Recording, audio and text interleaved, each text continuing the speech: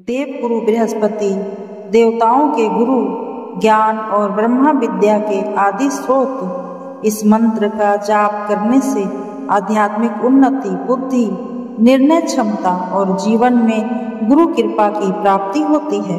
गुरुवार के पावन दिन देवगुरु को स्मरण करते हुए उनके इस स्तोत्र का पाठ करें और अपने जीवन में दिव्यता का स्वागत करें। अब शांत मन से मंत्र का श्रवण करें। नमः सुरेंद्र वंद्याय देवाचार्याय ते नमः।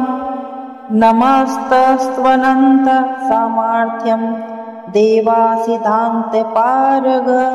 नमः सुरेंद्र वंद्याय देवाचार्याय ते नमः।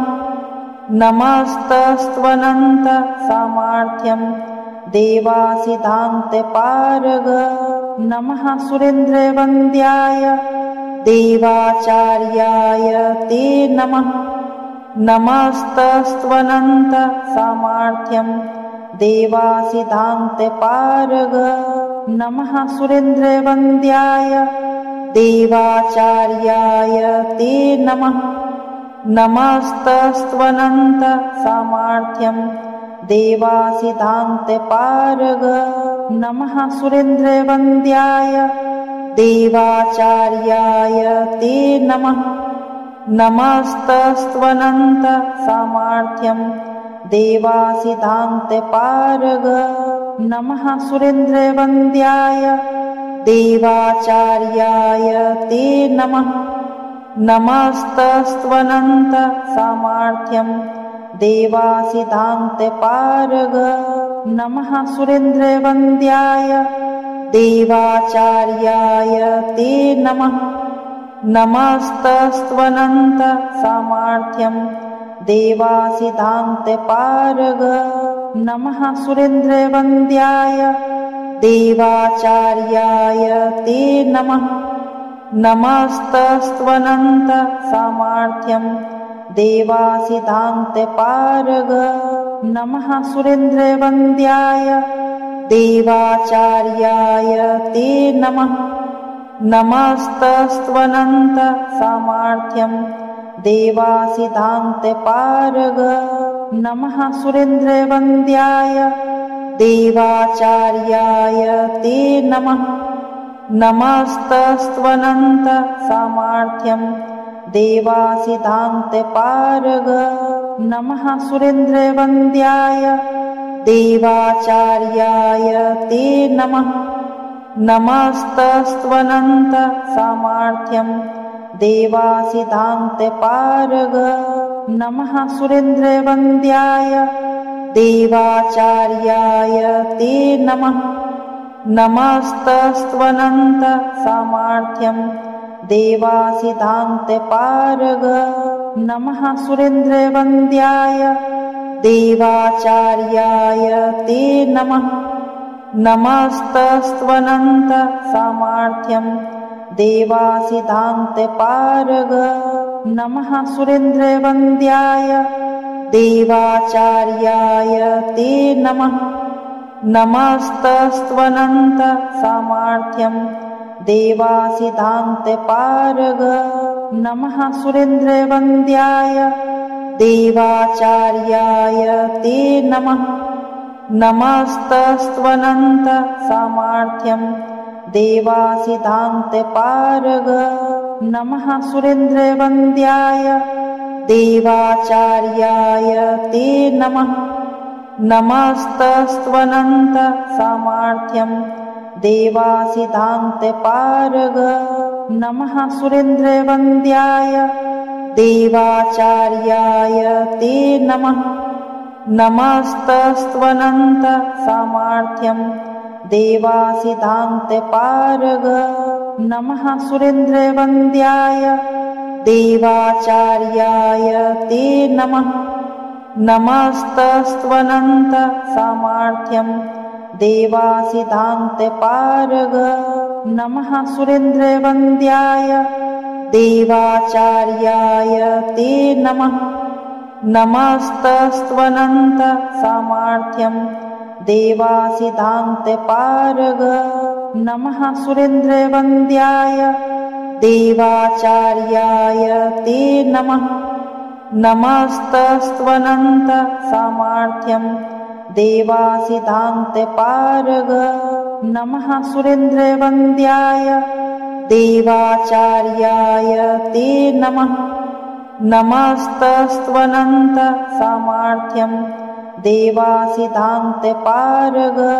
नमः सुरेन्द्रवन्द्याय देवाचार्याय ते नमः। नमस्तस्त्वनन्त सामर्थ्यं देवासिद्धान्तपारग। नमः सुरेन्द्रवन्द्याय देवाचार्याय ते नमः।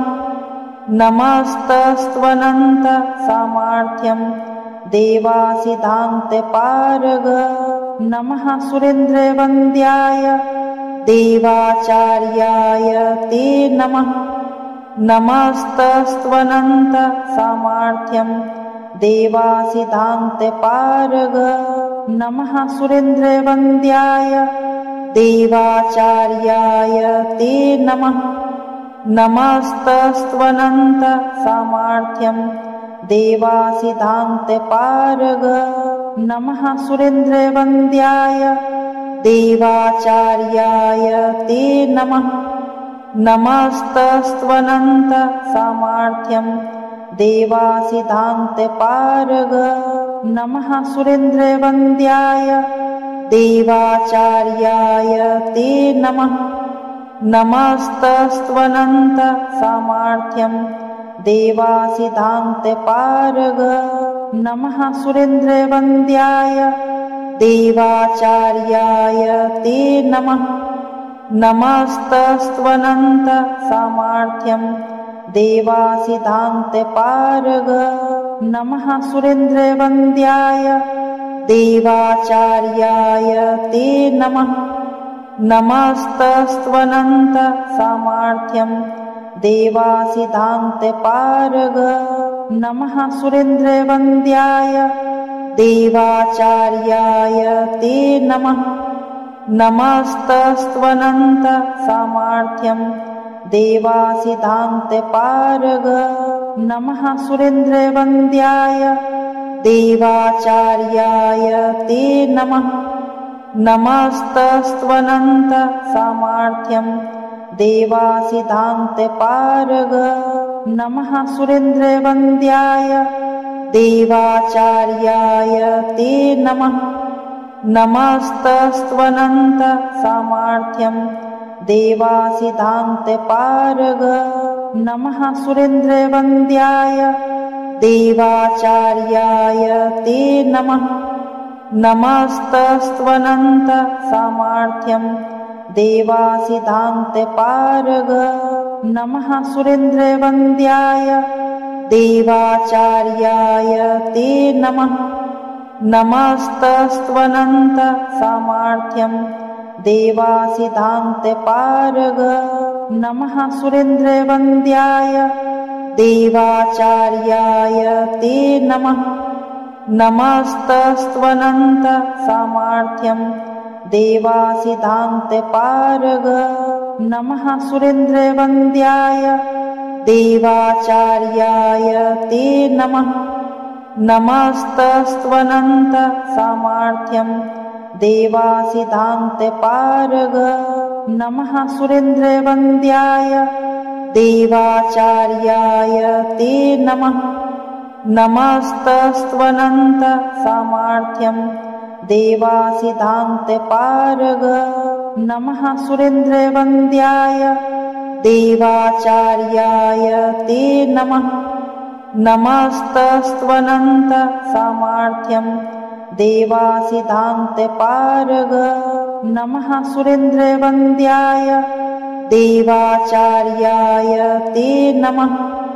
नमस्तस्त्वनन्त सामर्थ्यं देवासिद्धान्तपारग। नमः सुरेन्द्रवन्द्याय देवाचार्याय ते नमः। नमस्तस्त्वनन्त सामर्थ्यं देवासिद्धान्तपारग। नमः सुरेन्द्रवन्द्याय देवाचार्याय ते नमः। नमस्तस्त्वनन्त सामर्थ्यं देवासिद्धान्तपारग। नमः सुरेन्द्रवन्द्याय देवाचार्याय ते नमः। नमस्तस्त्वनन्त सामर्थ्यं देवासिद्धान्तपारग।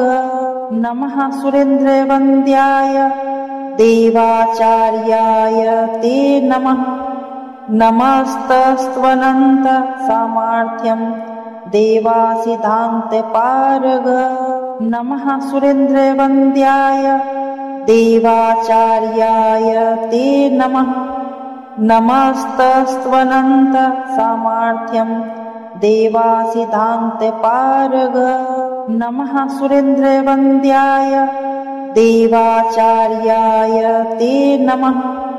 नमस्तस्त्वनन्त सामर्थ्यं देवासिद्धान्तपारग। नमः सुरेन्द्रवन्द्याय देवाचार्याय ते नमः।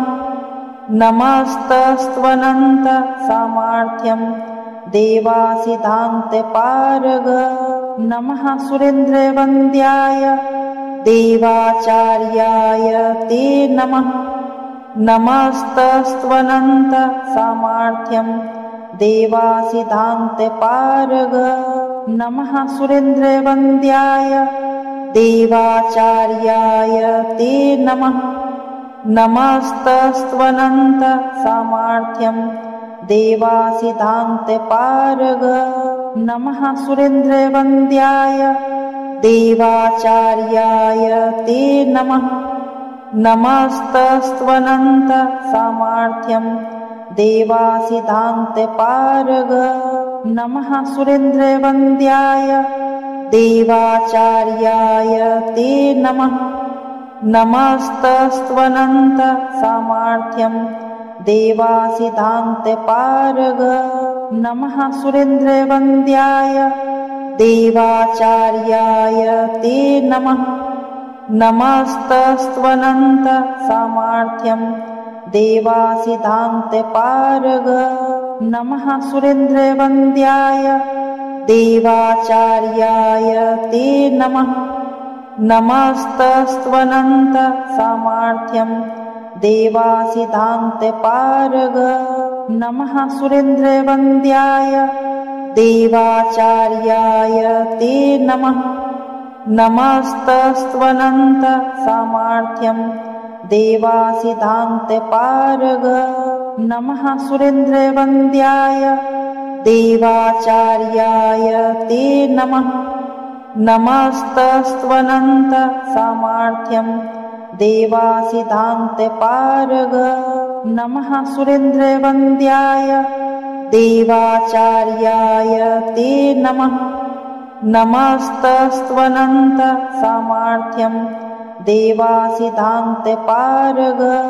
नमः सुरेन्द्रवन्द्याय देवाचार्याय ते नमः। नमस्तस्त्वनन्त सामर्थ्यं देवासिद्धान्तपारग। नमः सुरेन्द्रवन्द्याय देवाचार्याय ते नमः। नमस्तस्त्वनन्त सामर्थ्यं देवासिद्धान्तपारग। नमः सुरेन्द्रवन्द्याय देवाचार्याय ते नमः। नमस्तस्त्वनन्त सामर्थ्यं देवासिद्धान्तपारग। नमः सुरेन्द्रवन्द्याय देवाचार्याय ते नमः। नमस्तस्त्वनन्त सामर्थ्यं देवासिद्धान्तपारग। नमः सुरेन्द्रवन्द्याय देवाचार्याय ते नमः। नमस्तस्त्वनन्त सामर्थ्यं देवासिद्धान्तपारग। नमः सुरेन्द्रवन्द्याय देवाचार्याय ते नमः। नमस्तस्त्वनन्त सामर्थ्यं देवासिद्धान्तपारग। नमः सुरेन्द्रवन्द्याय देवाचार्याय ते नमः। नमस्तस्त्वनन्त सामर्थ्यं देवासिदान्तपारग नमः सुरेन्द्रवन्द्याय देवाचार्याय ते नमः नमस्तस्त्वनन्त सामर्थ्यं देवासिदान्तपारग नमः सुरेन्द्रवन्द्याय देवाचार्याय ते नमः नमस्तस्त्वनन्त सामर्थ्यं देवासिदान्तपारग नमः सुरेन्द्रवन्द्याय देवाचार्याय ते नमः नमस्तस्त्वनन्त सामर्थ्यं देवासिदान्तपारग नमः सुरेन्द्रवन्द्याय देवाचार्याय ते नमः नमस्तस्त्वनन्त सामर्थ्यं देवासिदान्तपारग नमः सुरेन्द्रवन्द्याय देवाचार्याय ते नमः नमस्तस्त्वनन्त सामर्थ्यं देवासिदान्तपारग नमः सुरेन्द्रवन्द्याय देवाचार्याय ते नमः नमस्तस्त्वनन्त सामर्थ्यं देवासिदान्तपारग नमः सुरेन्द्रवन्द्याय देवाचार्याय ते नमः नमस्तस्त्वनन्त सामर्थ्यं देवासिदान्तपारग नमः सुरेन्द्रवन्द्याय देवाचार्याय ते नमः नमस्तस्त्वनन्त सामर्थ्यं देवासिदान्तपारग नमः सुरेन्द्रवन्द्याय देवाचार्याय ते नमः नमस्तस्त्वनन्त सामर्थ्यं देवासिदान्तपारग नमः सुरेन्द्रवन्द्याय देवाचार्याय ते नमः नमस्तस्त्वनन्त सामर्थ्यं देवासिदान्तपारग नमः सुरेन्द्रवन्द्याय देवाचार्याय ते नमः नमस्तस्त्वनन्त सामर्थ्यं देवासिदान्तपारग नमः सुरेन्द्रवन्द्याय देवाचार्याय ते नमः नमस्तस्त्वनन्त सामर्थ्यं देवासिदान्तपारग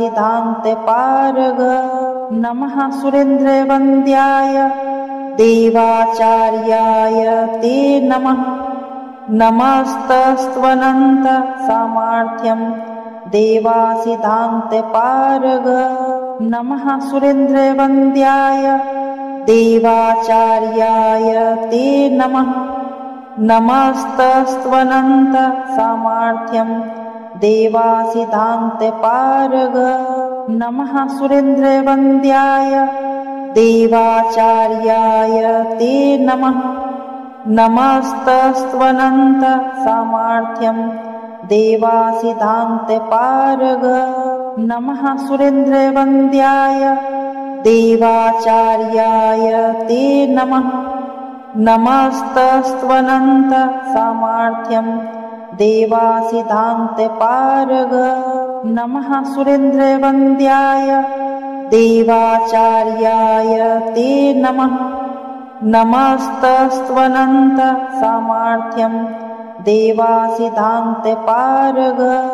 नमः सुरेन्द्रवन्द्याय देवाचार्याय ते नमः नमस्तस्त्वनन्त सामर्थ्यं देवासिदान्तपारग नमः सुरेन्द्रवन्द्याय देवाचार्याय ते नमः नमस्तस्त्वनन्त सामर्थ्यं देवासिदान्तपारग नमः सुरेन्द्रवन्द्याय देवाचार्याय ते नमः नमस्तस्त्वनन्त सामर्थ्यं देवासिदान्तपारग नमः सुरेन्द्रवन्द्याय देवाचार्याय ते नमः नमस्तस्त्वनन्त सामर्थ्यं देवासिधान्तपारग नमः सुरेन्द्रवन्द्याय देवाचार्याय ते नमः नमस्तस्त्वनन्त सामर्थ्यं देवासिधान्तपारग नमः सुरेन्द्रवन्द्याय देवाचार्याय ते नमः नमस्तस्त्वनन्त सामर्थ्यं देवासिधान्तपारग नमः सुरेन्द्रवन्द्याय देवाचार्याय ते नमः नमस्तस्त्वनन्त सामर्थ्यं देवासिधान्तपारग नमः सुरेन्द्रवन्द्याय देवाचार्याय ते नमः नमस्तस्त्वनन्त सामर्थ्यं देवासिधान्तपारग नमः सुरेन्द्रवन्द्याय देवाचार्याय ते नमः नमस्तस्त्वनन्त सामर्थ्यं देवासिधान्तपारग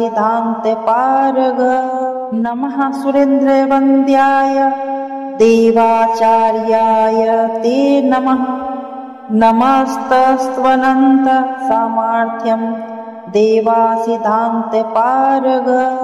नमः सुरेन्द्रवन्द्याय देवाचार्याय ते नमः नमस्तस्त्वनन्त सामर्थ्यं देवासिधान्तपारग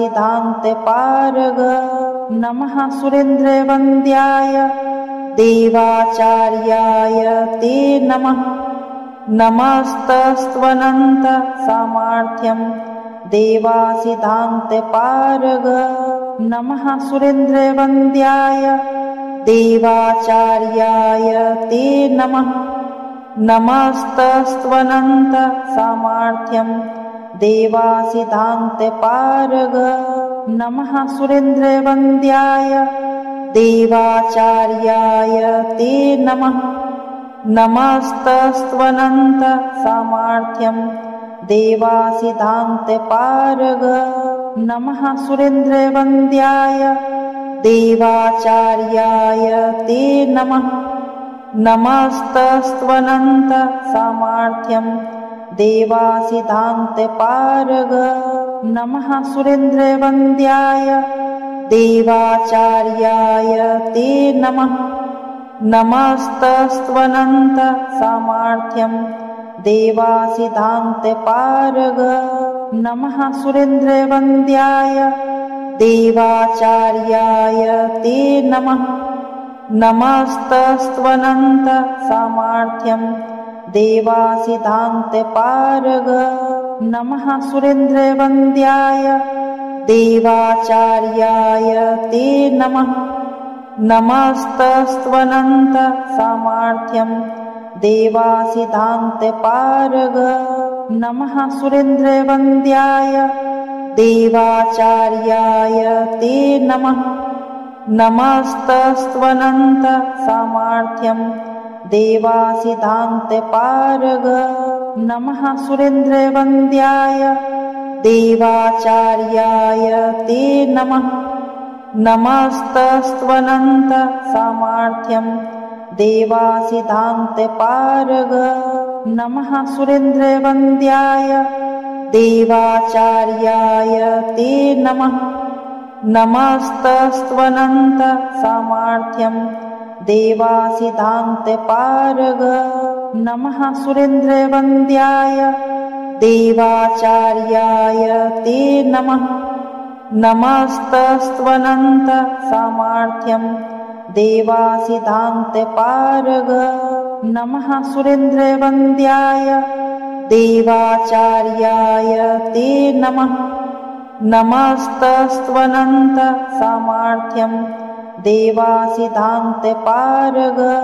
नमः सुरेन्द्रवन्द्याय देवाचार्याय ते नमः नमस्तस्त्वनन्त सामर्थ्यं देवासिधान्तपारग नमः सुरेन्द्रवन्द्याय देवाचार्याय ते नमः नमस्तस्त्वनन्त सामर्थ्यं देवासिधान्तपारग नमः सुरेन्द्रवन्द्याय देवाचार्याय ते नमः। नमस्तस्त्वनन्त सामर्थ्यं देवासिद्धान्तपारग। नमः सुरेन्द्रवन्द्याय देवाचार्याय ते नमः। नमस्तस्त्वनन्त सामर्थ्यं देवासिद्धान्तपारग। नमः सुरेन्द्रवन्द्याय देवाचार्याय ते नमः।